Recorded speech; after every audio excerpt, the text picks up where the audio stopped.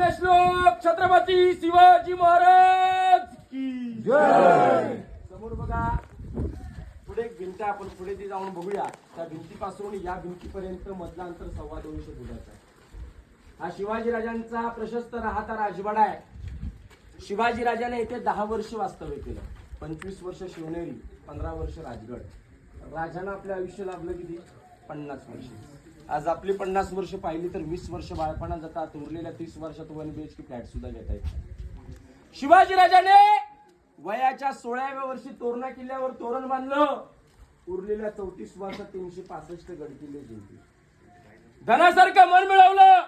मनासारखी माणसं होती, माणसांसारखे राजे होते, राजांसारखं मन होतं, मनासारखं धन होतं. पण अवघ्या 50 वर्षात हिंदवी स्वराज्य होते. हा राजांचा राजवाडा 32 फूट होता. 2 मजली राजांचा राजवाडा होता. याच्यावरती छप्पर होतं, सागाची लाकडं, उतरत्या कापार नळीची कौल. इंग्रजांचे अधिकारी कर्नल, प्रॉहतर आणि मेजर हॉल या 2 ब्रिटिशांनी तोफेचा बडीमारा करून रायगड जाळला.